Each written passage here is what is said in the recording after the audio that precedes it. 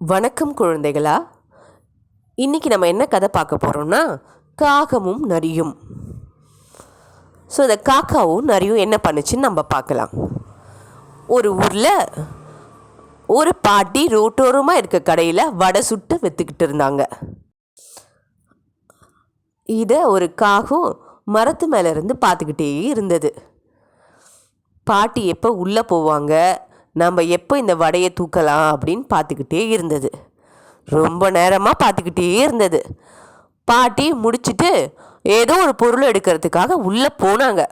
அந்த டைமில் அந்த காக்கா பறந்து வந்து லபக்குன்னு ஒரு வடையை தூக்கிட்டு போயிடுச்சு. பாட்டி அதுக்குள்ளே பார்த்துட்டாங்க. பாட்டி துரத்துறாங்க காக்காவை. அது ஓடி போய் தூரமாக இருக்கிற மரத்து மேலே உட்காந்துக்குச்சு.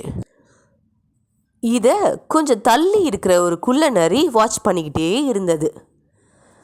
இந்த காக்கா பாட்டிக்கிட்ட இருந்து வடையை தூக்கிட்டு போய் மரத்து மேலே உட்காந்தது எல்லாத்தையும் வாட்ச் பண்ணிக்கிட்டே இருந்தது.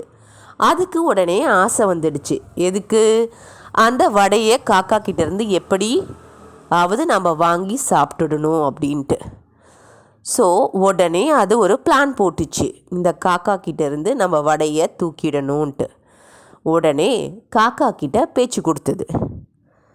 ஏ காக்காவே, நீ என்ன இவ்வளோ அழகாக இருக்க? மற்ற காக்காவை விட நீ கொஞ்சம் டிஃப்ரெண்ட்டாக இருக்க. உன் கண் ரொம்ப ரொம்ப அழகாக இருக்குது. உன் மூக்கு ரொம்ப ஷார்ப்பாக இருக்குது. உன் ரெக்கையெல்லாம் பார்க்க ரொம்ப ரொம்ப அழகாக இருக்குது. எனக்கு உன்னை ரொம்ப பிடிச்சிருக்கு.